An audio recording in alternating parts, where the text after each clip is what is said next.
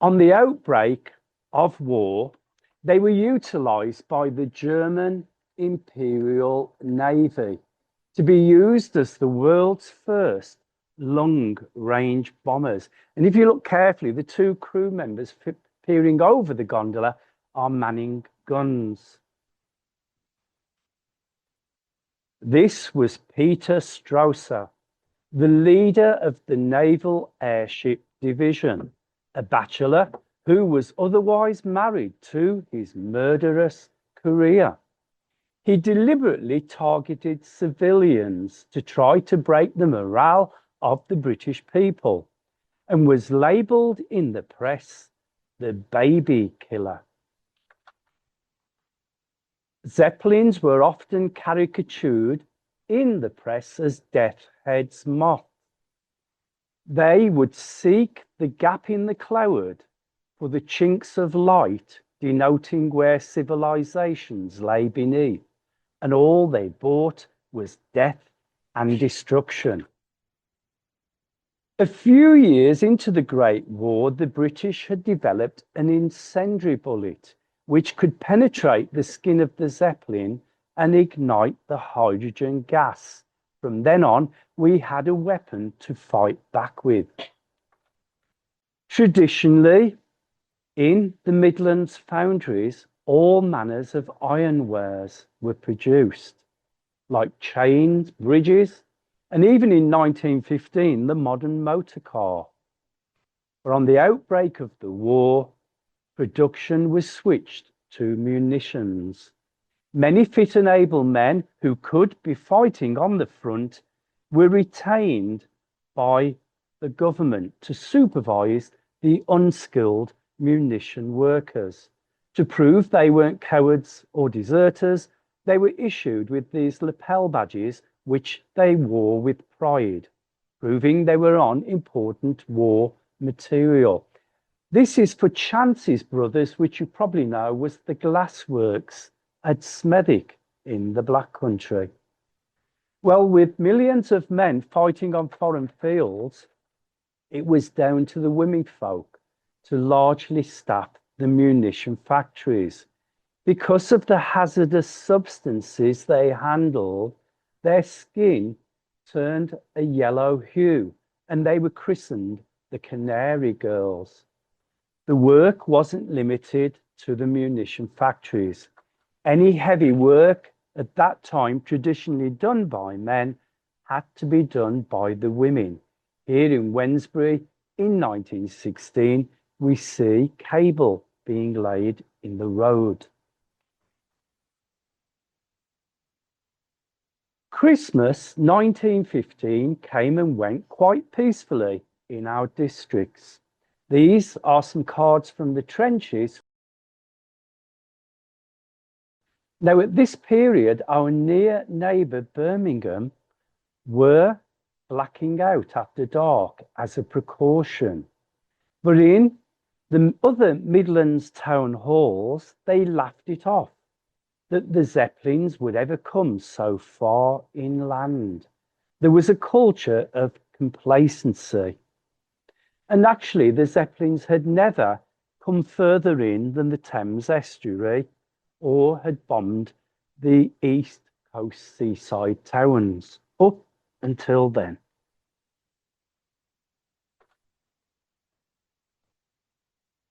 This is a scene on the High Bullen, a main road in Wednesbury, on the 22nd of January in 1916.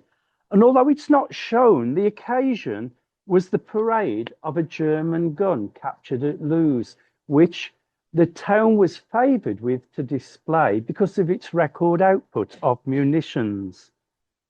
The mayor had boasted in the press how Wednesbury had been favoured above its larger neighbours of Dudley, Walsall and Wolverhampton. There must have been considerable embarrassment in Wednesbury Town Hall when the following week, and without explanation, the military came back and retrieved the gun. On Monday, the 31st of January, 1916, thousands of Midlanders came home from work to sit beside the fire and take their evening meals. Yet thousands more were getting ready to go out to the theatre or the new picture houses, if not to night class. Because as I love telling the youngsters, you didn't come from school and switch the telly on.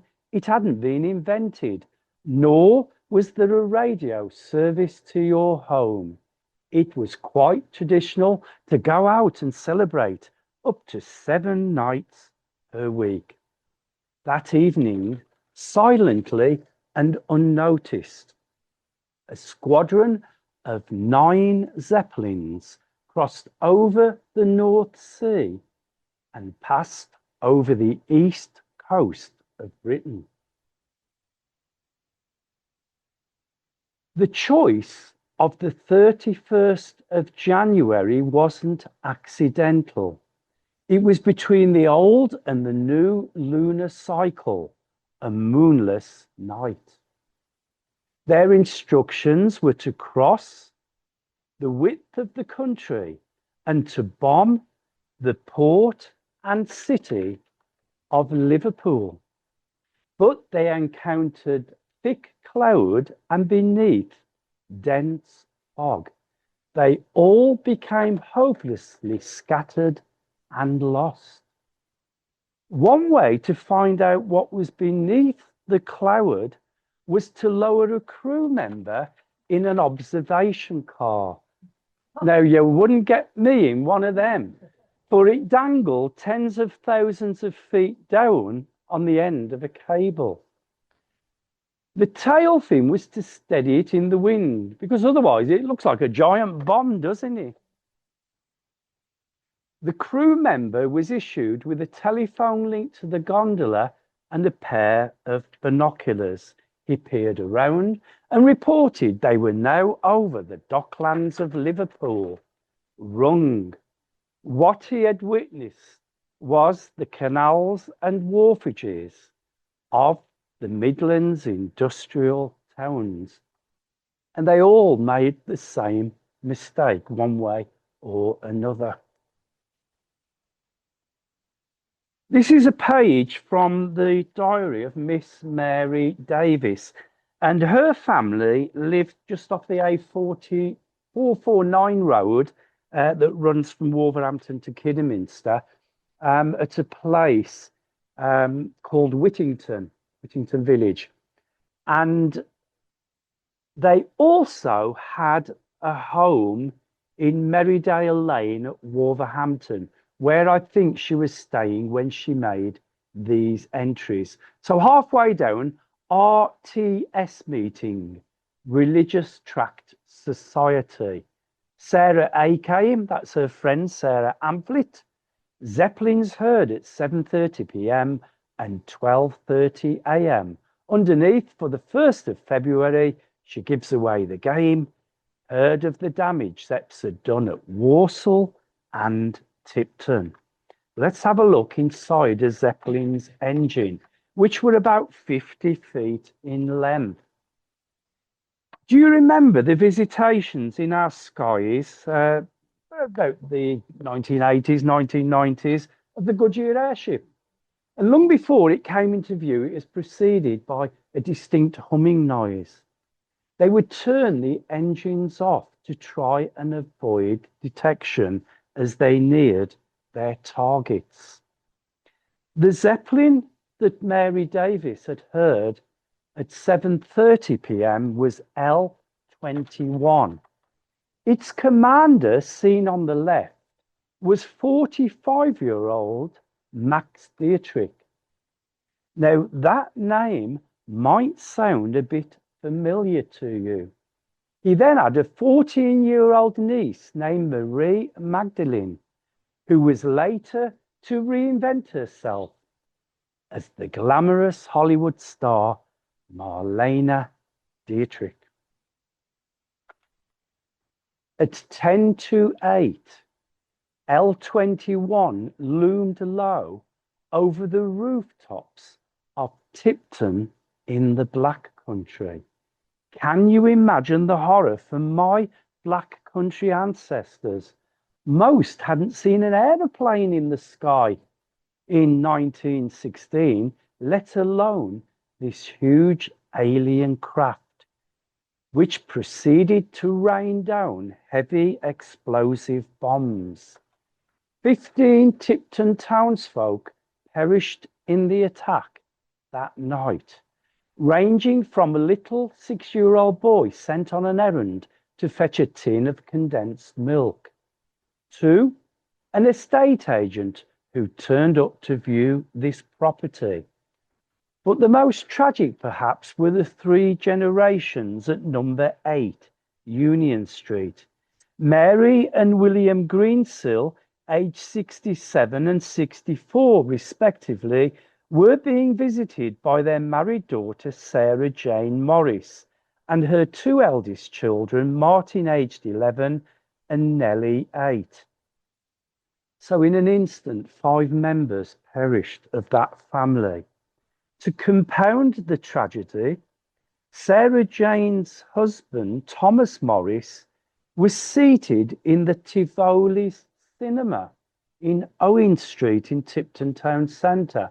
He raced around with a group of men to rescue survivors and ended up digging the remains of his own family from that rubble.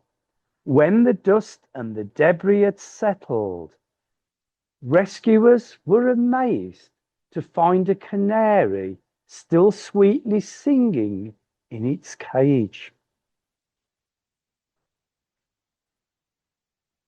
L21 then dropped explosives on Lockside, just off Union Street. Now, this canal today has been filled in and is now a walkway. That's where the BBC did a little bit of the filming.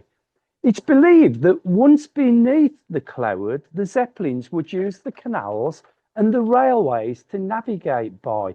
And that would make good sense because the canals were cut and the railways laid mostly to serve the industries and would link one town and village to another. 10 minutes later, L21 was hovering over the Wolverhampton Union Canal at Braidley, near to Bilston. This is a sketch by the late Bilston historian Ron Davis. On the horizon in the background are the Britannia Ironworks, and in the foreground nearest to us, the water pumping station for the canal system. Now, this place is where all the lock gates for our nation are made today at the Braidley Depot. Sketched on the towpath are a courting couple. Now, whilst they weren't married, they happen to share the same surname. Maud Fellows, aged 24, was described as a domestic servant. Her boyfriend, William Fellows, 23, was a foundry operative. As they neared the pumping station, L21 released a heavy explosive bomb, which missed the pumping station. I think it was intended actually for the Britannia Ironworks, which no doubt would have been involved with the munitions. And it exploded only 8 feet in front of that courting couple, causing a crater 5 feet deep in the canal towpath. Walter Spilsbury, the foreman of the Britannia Works, thought there had been a boiler explosion and ran to the canal side for safety. On answering the distressed cries of Maud, he found that William had been virtually decapitated by the blast. Maud was carried mortally wounded to the nearby Bush Inn, which still stands at the canal side today. She had to wait more than 2 hours until she received medical attention at the Wolverhampton Royal Infirmary, where she passed away 11 days later. And this is the site today. Can you imagine my fury when the health and safety officer sat in a London office on the telephone refused to let a BBC film crew go anywhere near unless they had filled in risk assessments. I said, "We need to film today, please," and got more agitated. She was having none of it. And Ben Godfrey complimented me on how I kept my temper. This is the nose cone of the bomb, which was said to have claimed the Bradley sweethearts, as the press described them. And for many years, the spot was marked with a crude X scratched into the brickwork of the pumping station. L21 now headed towards my hometown of Wednesbury. At Leabrook, on the outskirts of the town, they rained down incendiary devices, starting fires at the Patent Shaft and Axletree Company's works. But there were many men about the premises that night who were able to extinguish the fires before any major damage could occur. But looking to the top left-hand corner of the screen, they spotted another huge factory engaged in munitions, James Russell's Crown Tube Works on the High Bullen. If you know Wednesbury, that's where now stands the swimming baths and the leisure centre. The back end of the tube works abutted onto a densely populated residential street. At number 14 King Street, Jemima Smith and her family were curious as to all the commotion outside and went up the entry to investigate. Jemima walked down the road to fetch back her 2-year-old nephew for safety, leaving behind her husband, Joseph Horton Smith, her mother, Mary Emma Evans, age 57. Now that age, I'll come back to her age a bit later. Her elder daughter, Nellie, age 13, elder son, Thomas, age 11, and her little girl, Ina, age 7. When she came back up the road, although badly damaged, number 14 was still standing, but number 13 next door had been obliterated. The occupants of number 13 and Jemima's family were nowhere to be seen. I'll tell you their fates a little bit later. On the opposite side of the High Bullen to the tube works was the stage entrance to Wednesbury Hippodrome, public entrance in Upper High Street. Now, thanks to another wartime diary, that of 15-year-old Emily Clark, I can tell you the play being performed that night was rather ominously called Her Fatal Wedding. Emily tells us that a bomb had landed on the roof of the stage, but did not explode. The dancers on the stage had been involved in a raid on the East Coast earlier that week, so the sounds were familiar to them and they fled from the stage. The audience took a cue from the dancers and fled in panic from the Hippodrome.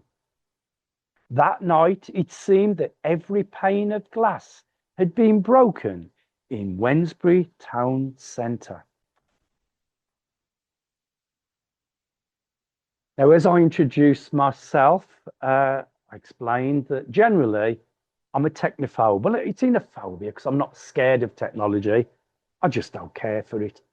So to get my picture of a Zeppelin over the skies of Wednesbury, I photocopied one from a book, and I've sat for half an hour with a pair of nail scissors and carefully cut it out pasted it over my aerial photo. The fluffy grey clouds above are actually my grey jogging pants turned inside out.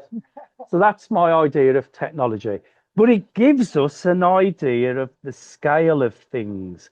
L21 was 580 feet in length and 61 feet in diameter, hovering above homes whose frontages were little more than 10 feet wide. L21 now passed over the parish church steeple at St Bartholomew's. A crowd of angry yet brave townsfolk ran up the hill, shaking their fists and shouting expletives at the German crew, whose faces they could clearly see, peering over the sides of the gondolas. One bloke removed his foundry clogs and lobbed them at the craft, so low in the sky he was sure they would make contact. He never saw them again, and they're probably still on the roof of the church. 4 miles ahead of them, in the inky darkness, the crew of L21 could see the lights blazing brightly at another black country town. Like Tipton and Wednesbury, Warsaw's theatres and night classes were full. The craft had followed the South Staffordshire Railway line to Warsaw, where the first casualty was the Congregational Church on the Wednesbury Road. Thankfully, no one was in the building, but a pedestrian, Thomas Merrilees, aged 28, walking past, was killed by the shrapnel. At the neighbouring cottage hospital, the Sister Dora Hospital, an incendiary device had landed between the male and the female wards. PC Joseph Burrell, on duty in Warsaw that night, stamped out the flames with his feet and was awarded a silver medal by the hospital committee. That medal is actually for sale at the moment. At nearby Mountrath Street, Elijah Jefferies' saddlery was targeted. And can you see on this poor quality press photo on the far right, the saddler in his apron? And of course, what the Zeppelins didn't manage to destroy, Walsall Council are doing their best to at the moment. The council leader, Mike Bird, said on Radio WM 2 weeks ago that the Leather Museum has got absolute nothing to do with Warsaw's heritage. And that's why the doors are going to close on the 11th of April. That's where I've allegedly worked for the last 30 years. They say they're going to relocate it, but they haven't got anywhere yet, to my knowledge. Anyway, let's get back to this important story.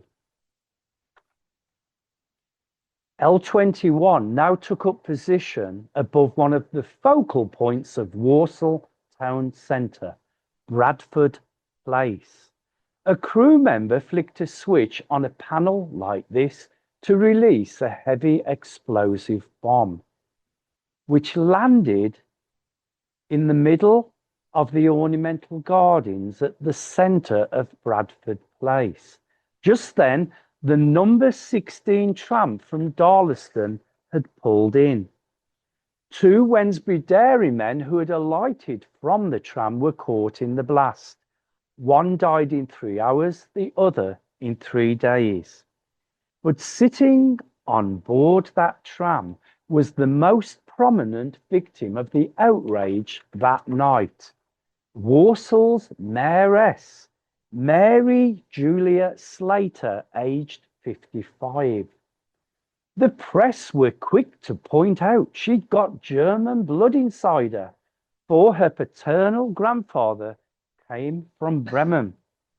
She was married to Samuel Mill Slater, a Darlaston-based solicitor. The previous November, they'd been made mayor and mayoress in a ceremony at the town hall. Mary died from septicemia caused by terrible injuries to her chest in the cottage hospital on the 20th of February. Thereafter, their daughter, Mildred, was called upon to continue her mother's role as Mayoress of Warsaw. And this is without any doubt a post-attack picture of their daughter. Look at the sadness engraved in her face.